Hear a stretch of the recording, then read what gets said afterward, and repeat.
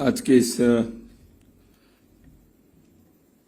एक महत्वपूर्ण पुस्तक के लोकार्पण के कार्यक्रम के मुख्य अतिथि देवभूमि उत्तराखंड के यशस्वी मुख्यमंत्री और कई वर्षों से मेरे मित्र और संगठन में सहयात्री रहे श्री पुष्कर सिंह धामी जी, लेखक, चिंतक और संघ के प्रचारक के नाते जो सर्वदूर परिचित हैं, श्री नंद कुमार जी जो प्रज्ञा प्रवाह के राष्ट्रीय संयोजक भी हैं, और हमारे मित्र प्रभात प्रकाशन के नेतृत्व कर रहे हैं श्री प्रभात जी, सभागार में उपस्थित सभी विशिष्ट जन, समाज प्रेमी बंधुओं, श्रद्धेय माता भगिनी, सर्वप्रथम मैं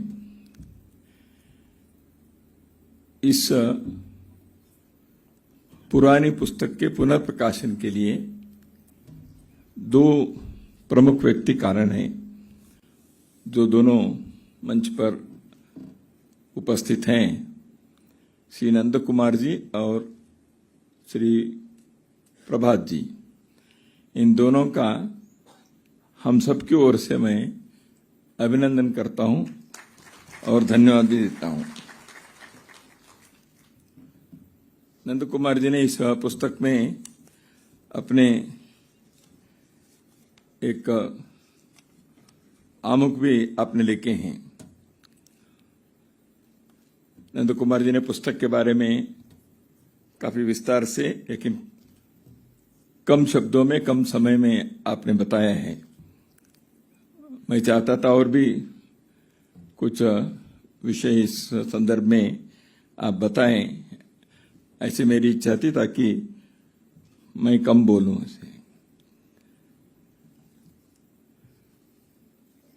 एक विशेष ने जिसका उल्लेख मुख्यमंत्री महोदय ने किया,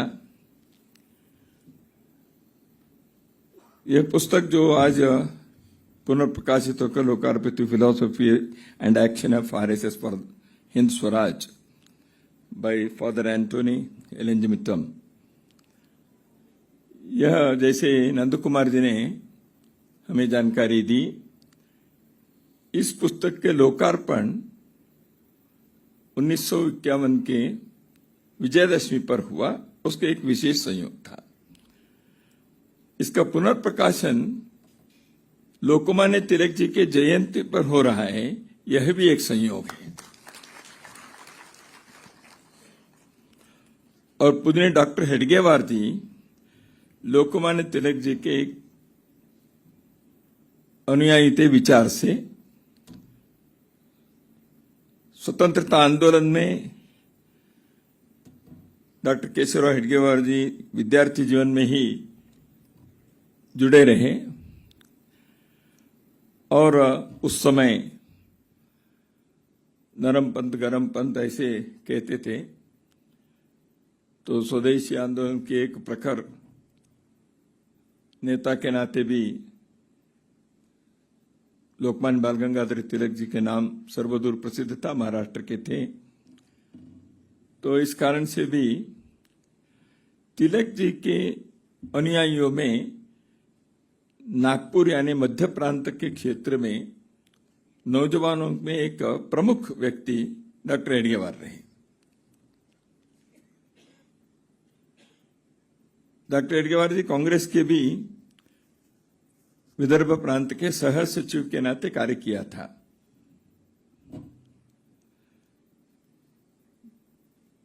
तो इसलिए आज चंद्रशेखर आजाद के भी जन्मतिथि हैं और तिलक जी के 170वां जन्मदिन है और देहरादून में एक कार्यक्रम हो रहा है। और देहरादून में कार्यक्रम करने के लिए मैंने ही इनको कहा, तो इसलिए इसका कार्यक्रम को देहरादून में करें। कारण इतना ही है देखिए, दिल्ली में, मुंबई में कार्यक्रम तो हो ही सकते हैं, लेकिन देहरादून के लोगों से भी मिलना हो जाए और उनको भी ऐसे कार्यक्रम मिलना चाहिए, ऐसे एक विचार आकर देहरादून में एक कार्यक्रम संपन्न हो रहा है। थोड़ा प्रभात जी को दिल्ली से यहाँ आकर करने में कठिनाई हुई होगी, लेकिन यहाँ के श्रोतागण कैसे हैं आपको मालूम हो गया। आधा घंटे पहले आकर बैठते हैं, तो इसलिए अगले पुस्तक भी यहाँ कर सकते हैं आप।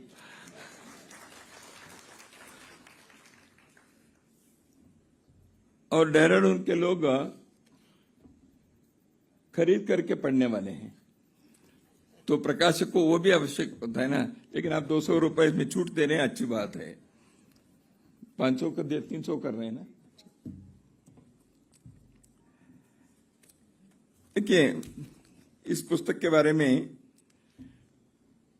कई प्रकार के विषयों के बारे में भी नंद कुमार जी ने और पुष्कर जी ने भी कुछ बातें इसमें इस संदर्भ में बताया, कुछ प्रकाश उन्होंने डाला है। पुस्तक कब आई? 1951 में। संघ के 25 वर्ष होकर थोड़ा समय होता, 1950 में संघ का 25 वर्ष हो गया। तो संघ के 25 वर्ष हुआ, इतना ही नहीं, संघ किस दौर से गुजर रहा था।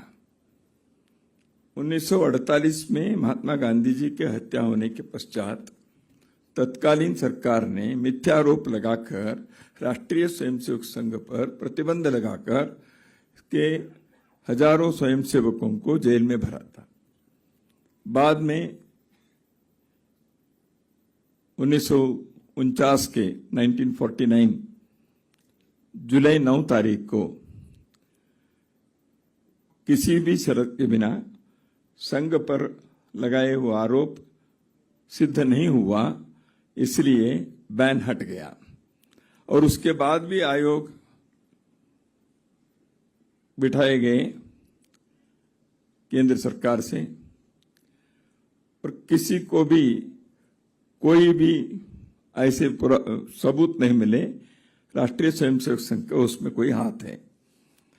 आज भी लोग कहते रहते हैं कुछ लोग, लेकिन सत्य सबको मालूम है, कहने वालों को भी मालूम है, अपने पॉलिटिकल एजेंडा के लिए कहते हैं। तो मैं कह रहा था 1951 में देश में महात्मा गांधी जैसे एक महापुरुष की हत्या के आरोप लेकर जिस संस्था के संगठन के प्रतिबंध लगाया था, संघ के काम नहीं चल रहा था, स्वयंसेवकों के घर पर आक्रमण हुए थे, घर जलाए गए थे, कई लोगों की नौकरी गई थी, संघ चलेगा कि नहीं चलेगा, आगे संघ रहेगा कि नहीं रहेगा, ऐसी स्थिति थी। प्रचारकों के लिए प्रवास करने के लिए संघ के पास आर्थिक व्यवस्था नहीं थी। तो ऐसे एक कालखंड में एक व्यक्ति जो एक ईसाई पंथ के पादरी संघ के बारे में ऐसे एक पुस्तक लिखते हैं, तो इसलिए संघ के 25 वर्ष होने पर यह समस्या आ गई थी। संघ की जन्म कुंडली में क्या है पता नहीं है। तो संघ के 50 वर्ष हुआ तो हम सब जेल में थे। फिर से देश में आपातकाल हुआ था 1975 में। तो 1975 के विजयदशमी हम लोग तो जेल में मनाए या तो अंडरग्राउंड में। तो संघ पर बैन हुआ था। संघ को 75 वर्ष हुआ तो प्रधानमंत्री जो देश में थे वो संघ के स्वयंसेवक रहे। संघ जब 100 वर्ष मना रहा है और एक स्वयंसेवक प्रधानमंत्री हैं।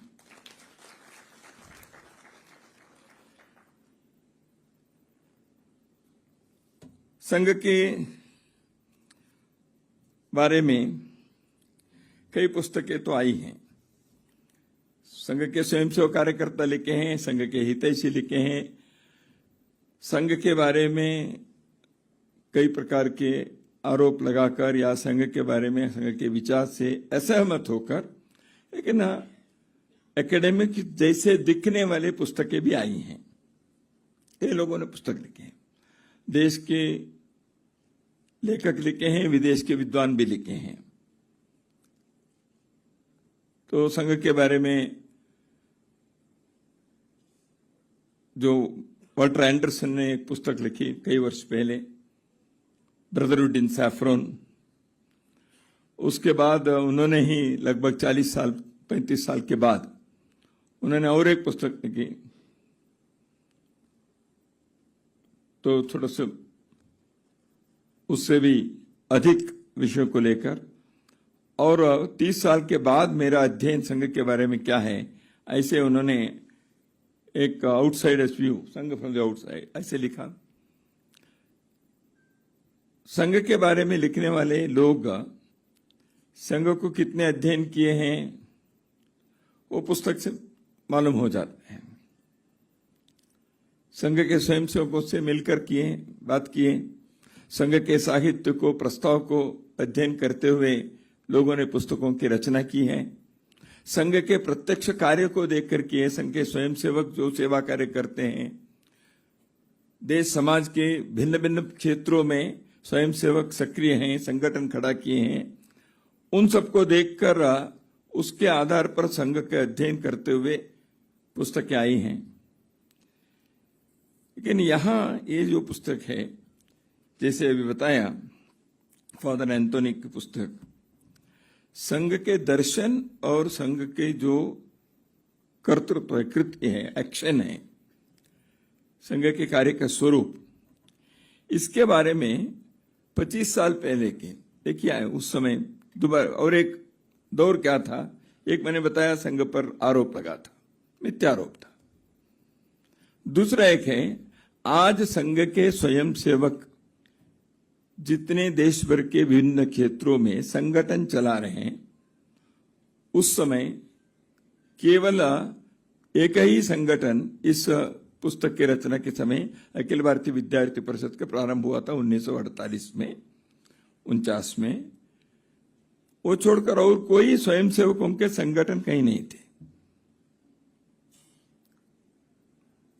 भारतीय मजदूर संघ बाद में, भारतीय जनसंघ बाद में शुरू हुआ, कोई भी संगठन नहीं था उस समय। यानी समाज में स्वयंसेवक क्या कर रहे हैं संगठन के द्वारा, ये किसी को परिचय भी नहीं था। तो ऐसे कालखंड में एक व्यक्ति ऐसी एक पुस्तक लिखते हैं, तो एक बिना पूर्वाग्रह के और देश के कल्याण और देश की उन्नति को मन में रखकर भारतीय चिति में इस देश के संस्कृति के सुगंध में न केवल विश्वास रखने वाले, उससे प्रेरणा लेने वाले एक विदेश में उद्धव पंथ के अनुयायी ऐसे एक पुस्तक लिखते हैं। इसे उनके जो आर्गुमेंट्स है इसमें, जिसके बारे में थोड़ा सा नंद कुमार जी ने उल्लेख किया, वह उस बैकग्राउंड से, उस फ्रेमवर्क पे हमको देखना चाहिए। क्योंकि आज हम जब संघ 100वें वर्ष में प्रवेश किया है, देश भर में हजारों लाखों स्वयंसेवक 2500 प्रकार के संगठनों में काम कर रहे हैं। संघ की यात्रा में कई सफलताएं अन्य अन्य क्षेत्रों में लोग देख रहे हैं। आज के संघ को देखकर नहीं है, उस समय के देखकर कल ऐसे संघ कर सकता है, इसके भविष्यवाणी इसमें है। और एक व्यक्ति जो शाखा में नहीं गए हैं, ऐसे व्यक्ति संघ को समझकर इसे लिखना। और एक पुस्तक है, इस Sanghi who has never gone to शाखा,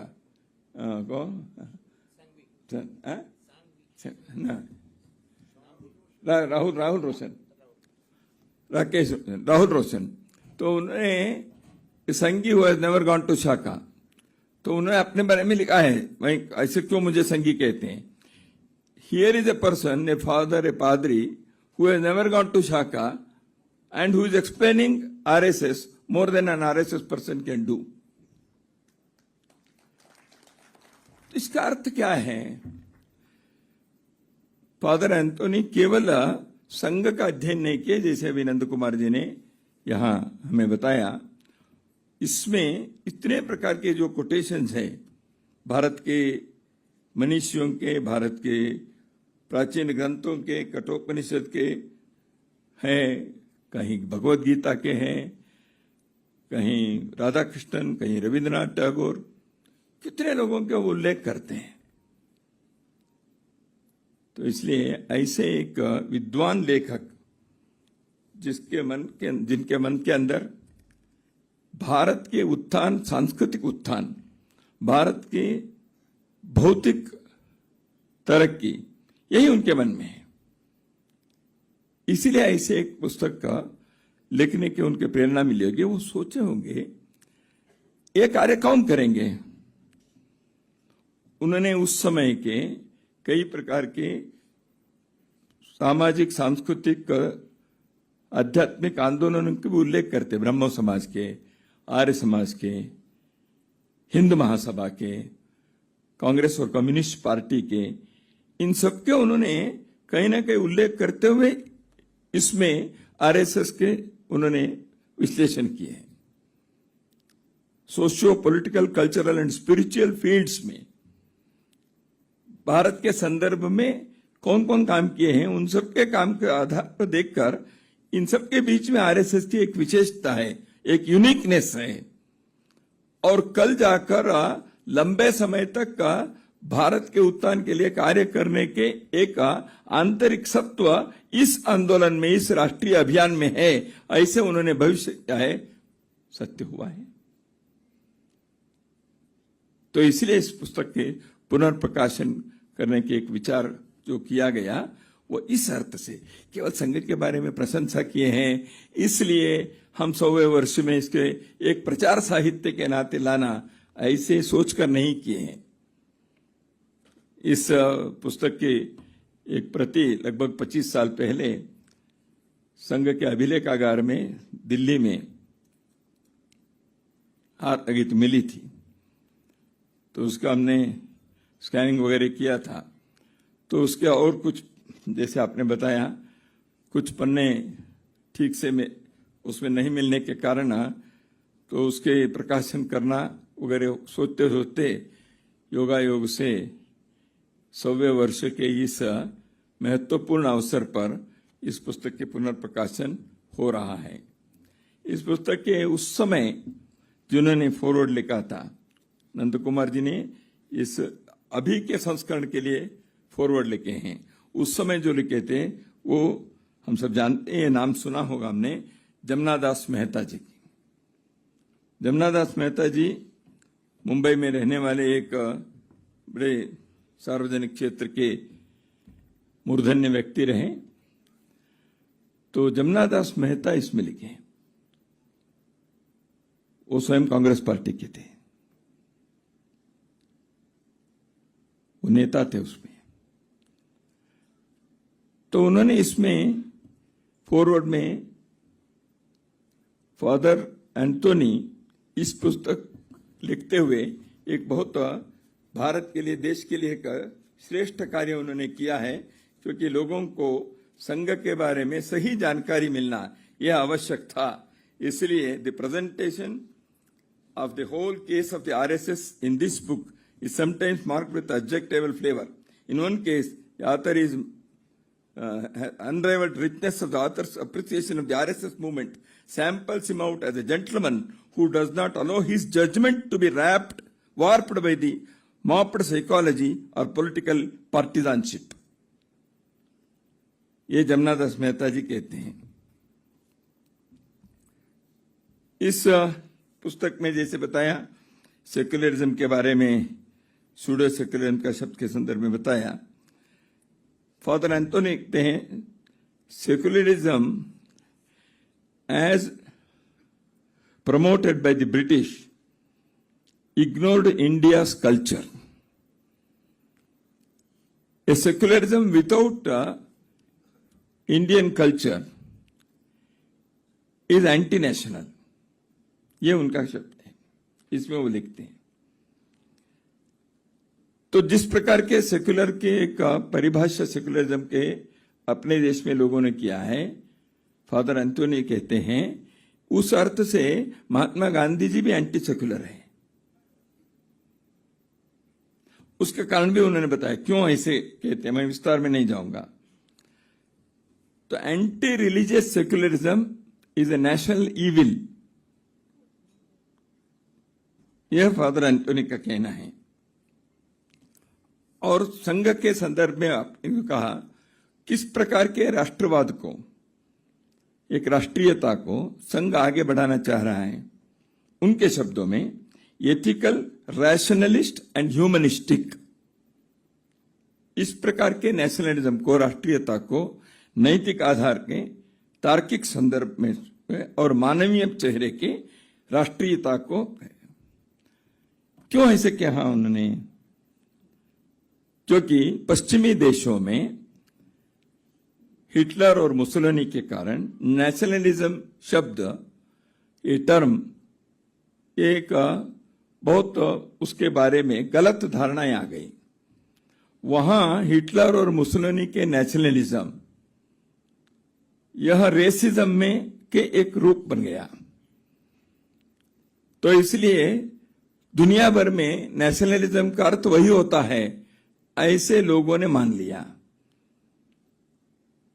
जबकि भारत में राष्ट्रीयता, उसके एक भिन्न अर्थ है, भिन्न अनुभव है, भिन्न इतिहास है।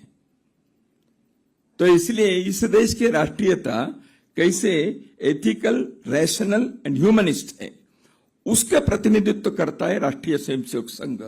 यह फादर एंटोनी का उद्गार है। Anthony, he made an observation about how Indian culture and tradition should be promoted. उसके बारे में वो कहते हैं, पश्चिम के विद्वानों के जो पाठ है उसको हम थोड़ा सा सीखें, ठीक है, मैक्स मुलर होंगे और कोई होंगे, उनके थोड़ा सा हम लें, लेकिन भारतीय ज्ञान परंपरा के आधार पर अपने राष्ट्रत्व को हमें विश्व के सामने प्रस्तुत करना चाहिए और भारतीय ज्ञान के सृजन करने वाले राष्ट्रीय शिक्षा जो सबके लिए मुफ्त रूप से मिले और संस्कृत आधारित हो, संस्कृति आधारित हो, इस प्रकार की शिक्षा भारत में मिलने चाहिए, क्योंकि वह राष्ट्रीयता को पोषक करने वाले ऐसे एक व्यवस्था बन सकती है। यह फादर एंटोनी अपनी इस पुस्तक में संघ के संदर्भ में लिखते समय यह संघ करना चाहता है, ऐसे उन्होंने कहा है।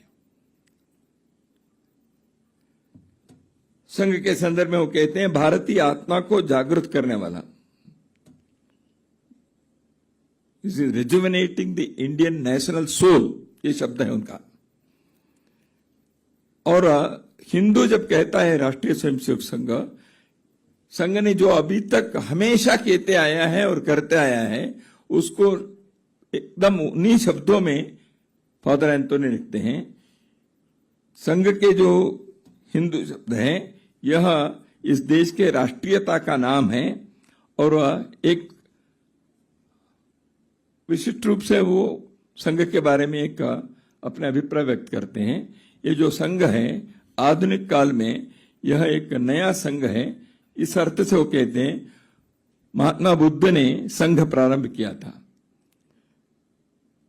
तो इसलिए सनातन हिंदू और बौद्ध इन दोनों के मिश्रण आधार के एक नव संघ, न्यू संघ हैज एमर्ज्ड, ऐसे राष्ट्रीय स्वयंसेवक संघ के बारे में उनका कहना है।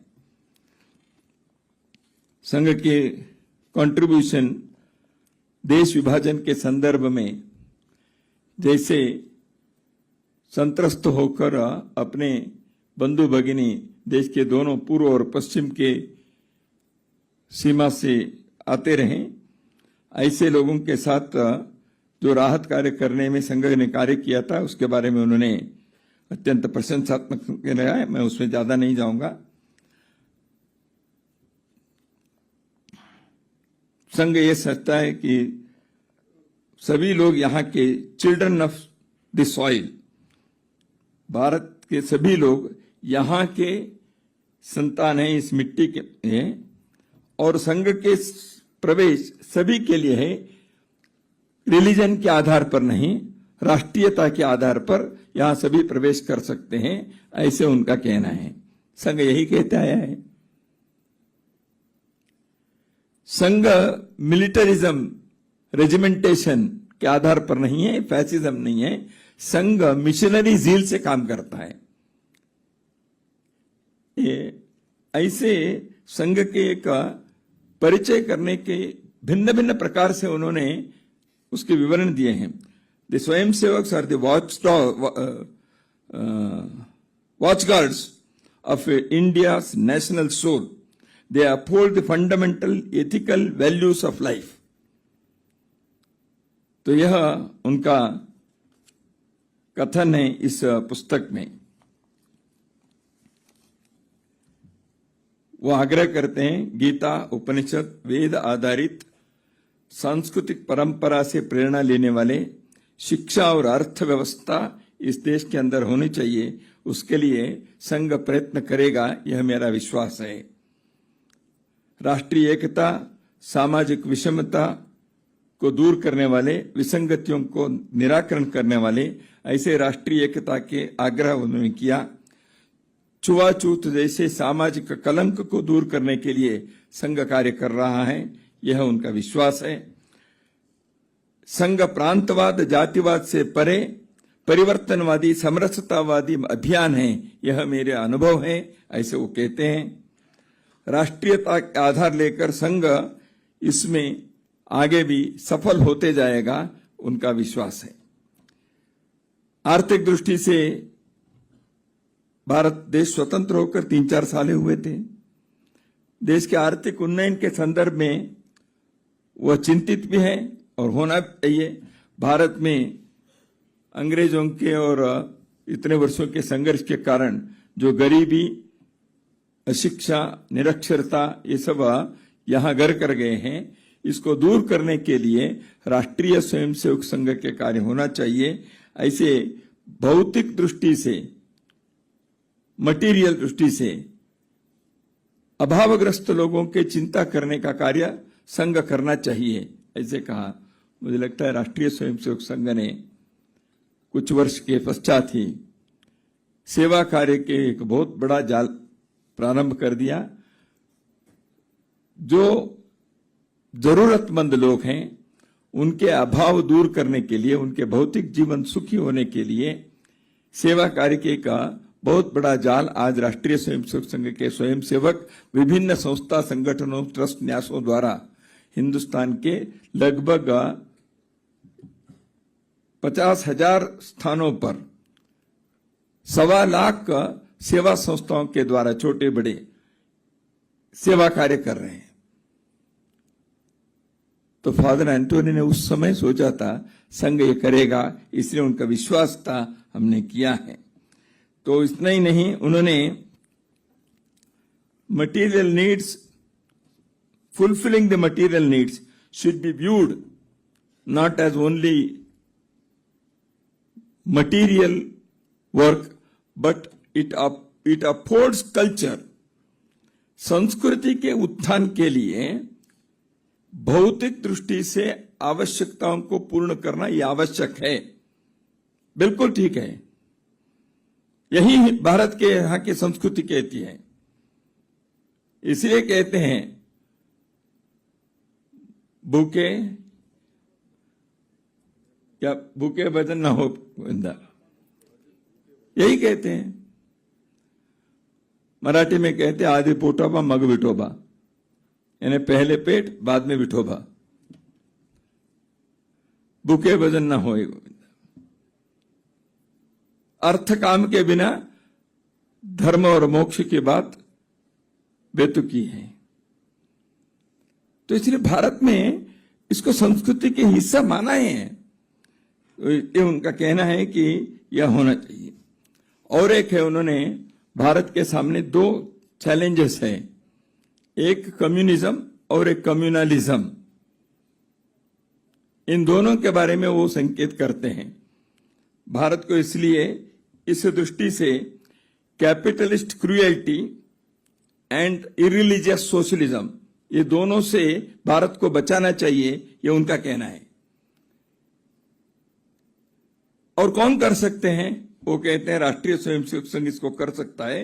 Human dignity, social equality and national solidarity, इस आधार पर भारत में इस कार्य को करने के लिए जिनके डिसिप्लिन, कल्चर एंड आइडियलिज्म, इसके आधार पर जिन्होंने संगठन खड़ा किया, ऐसे राष्ट्रीय स्वयंसेवक संघ कर सकता है। आदर्श, अनुशासन और संस्कृति के आधार पर किए हुए लोग ही ये कर सकते हैं, यह उनका विश्वास है। इसलिए संघ के बारे में इतने गहराई से अध्ययन करते हुए इसके फिलॉसफी को, और ये कर सकते हैं कौन सी चीज, जो कर रहे हैं इसके संदर्भ में फादर एंटोनी ने ऐसे एक ट्रीटिस, एक पुस्तक के द्वारा उन्होंने जो प्रकाश किया है, उसमें उनका कहना है एक मिडिल पाथ चाहिए विश्व के लिए। Materialist communism and religious orthodoxy, ये दोनों देश के हित में नहीं है, क्योंकि हम एक पुराने पंथी बनकर धर्म के नाम पर, संस्कृति के नाम पर हम युगानुकूल परिवर्तन न करते हुए एक रिलीजियस ऑर्थोडॉक्सी में ही रहेंगे, देश आगे नहीं बढ़ सकता। ऐसे ही एक मटेरियल कम्युनिज्म केवल भौतिकवाद के आधार पर करते जाएंगे, जिसमें आध्यात्मिकता के कोई पुट नहीं है, संस्कृति के बारे में कोई गौरव नहीं है, सम्मान नहीं है। ऐसे मानवीय जीवन यह केवल भौतिक जीवन के उपभोगवादी संस्कृति को ही बढ़ावा देते हैं। इसलिए materialist communism and religious orthodoxy, इन दोनों एक्सट्रीम में न जाते हुए एक मिडिल पाथ को लेकर भारत की जनता को, भारत के लोगों को यहां आगे बढ़ाने का कार्य करना चाहिए। राष्ट्रीय स्वयंसेवक संघ is eminently capable of doing these things, ये फादर एंटोनी का कहना है। तो इसलिए मित्रों, मैं संघ के संदर्भ में कई पुस्तकें आई हैं, और फादर एंटोनी ने 75 साल पहले ऐसे एक पुस्तक लिखकर भारत के संदर्भ में यहां के लोग कैसे सोचना चाहिए और परिस्थिति क्या है, आने वाले दिनों में देश किस दिशा में जाने चाहिए, इसके संदर्भ को उन्होंने अपने आधार बनाकर कौन कर सकता है ये सोचा। ये मैं ये नहीं कहता ये राष्ट्रीय स्वयंसेवक संघ के कोई प्रचार साहित्य नहीं है, परिचय साहित्य भी नहीं है। उनका विचार था फॉर हिंद स्वराज, और हिंद स्वराज उनके मन में है। हिंद स्वराज क्या है? महात्मा गांधी जी ने 1909 में जो एक पुस्तक लिखी, प्रश्नोत्तर के रूप में है, वो काल्पनिक प्रश्न और इनके उत्तर। और हिंद स्वराज में गांधी जी कुछ उस समय के स्वतंत्रता आंदोलन के कुछ हिस्से हैं, वो तो उस समय के लिए रेलेवेंट था, प्रासंगिक था।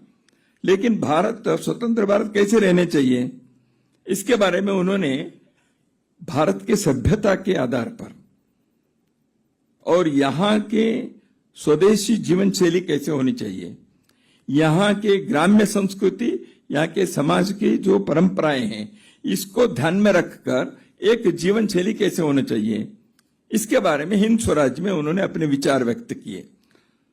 देश स्वतंत्र होने के पश्चात गांधी जी ने नेहरू जी को पत्र लिखा।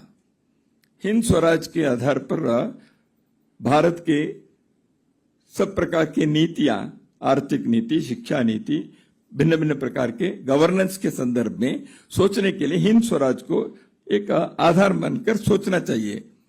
ऐसे महात्मा गांधी जी ने पत्र लिखा। नेहरू जी ने कहा बिल्कुल नहीं होगा, क्योंकि मैंने जब इसको बहुत पहले पढ़ा उस समय भी मैं इससे सहमत नहीं था, अभी भी मैं सहमत नहीं हूं, इसकी कोई चर्चा नहीं करनी चाहिए। ऐसे नेहरू जी ने उत्तर दिया। हिंद स्वराज म्यूजियम में चला गया। उसके बाद हिंद स्वराज की कोई चर्चा हुई नहीं देश के गवर्नेंस के संदर्भ में। शायद फादर एंटोनी को ये लगा होगा इस दृष्टि से देश के लिए सोचने कौन हो सकते हैं, तो इसलिए फॉर द हिंद स्वराज, ये उनकी प्रमुखता है। उसके लिए the philosophy and action of RSS कैसे अनुकूल है, तो इसलिए उन्होंने आरएसएस को उस चौकट में, उस परिप्रेक्ष्य में उन्होंने अध्ययन किया। इसलिए उन्होंने जमुना दास मेहता जी को फॉरवर्ड लिखने के लिए कहा होगा। तो इसलिए जिन विषयों के संदर्भ में संघ के परिचय के बारे में मैंने कुछ उनके वाक्यों को मैंने उद्धृत किया, बताया मैंने, वो सब एक अत्यंत संस्कृतिनिष्ठ, संस्कृति के प्रति सम्मान श्रद्धा रखने वाले, भारत के उन्नयन, भारत की उन्नति के बारे में कमिटेड, समर्पित ऐसे एक व्यक्ति, ऐसे व्यक्ति के यह पुस्तक है। राष्ट्रीय स्वयंसेवक संघ के एक राष्ट्रीय अभियान, वह उनके अध्ययन के इसमें आ गया। उन्होंने इस विषय को इस दृष्टि से उन्होंने अध्ययन करते हुए लिखा। उन्होंने लिखा है अपने डेडिकेशन में, जो पुस्तक के डेडिकेशन है, ई the members, friends and sympathisers of the Rashtriya Swayamsevak Sangh, the vanguard battalion for national unity and solidarity, the auto-charging dynamo of power and light, the well-knit, solid, disciplined national army in renaissant and reflorescent Vedantic India, ye who repudiate the liability of birth, religion, labels, and will consecrate, immolate, crucify, annihilate your individual interests for the good of your bigger whole. अपने निजी स्वार्थ को दफन करते हुए, उसके नाश करते हुए, एक बड़े उद्देश्य के लिए जीने के लिए जिन्होंने सोचा है, bigger whole, your family, sacrifice your family for society, give up your society for the welfare of mankind, तेदेकम कुलस्यार्थे ग्रामार्थे कुलम तेज, उसका उल्लेख किया उन्होंने। बड़ी इकाई के लिए छोटी इकाई को कैसे त्याग करने की संस्कृति हमारे देश की परंपरा है, उस परंपरा को आपने जीवित रखा है। ऐसे आप लोगों के हाथों में भारत निश्चित रूप से सुरक्षित है और आगे आप बढ़ना चाहिए, ऐसे उन्होंने कहा है। तो इसलिए इस पुस्तक के पुनर्प्रकाशन के इस संदर्भ में देश के बारे में सोचने वाले सामान्य लोग, विद्वान लोग, रिसर्चर्स, एकेडमिशियंस, इस परिप्रेक्ष्य में इस पुस्तक को देखें। और राष्ट्रीय स्वयंसेवक संघ एक संगठन मात्र नहीं है, यह भारत की संस्कृति के आधार पर भारत के वर्तमान और भविष्य के लिए एक जीवन शैली है। यह एक राष्ट्रीय अभियान है, यह एक भारत की अर्चना है, मानव जाति के प्रति समर्पित एक ऐसे राष्ट्रीय आंदोलन है। इसलिए संघ के 100वें वर्ष के इस अवसर पर इस पुस्तक के प्रकाशन के प्रयोजन यही है कि हम संघ के एक साहित्य के नाते इसका अध्ययन मात्र न करें, अध्ययन तो करें ही, क्योंकि इस संदर्भ को हमको समझना पड़ेगा। और दूसरा, इसमें जो अपेक्षित किया है, जिस प्रकार के भारत के निर्माण होना चाहिए, उस भारत के निर्माण के लिए हम अपने जीवन में कुछ निश्चित रूप से करने का पवित्र संकल्प भी करें। इतने ही आपके सम्मुख निवेदन करता हूं। नमस्कार।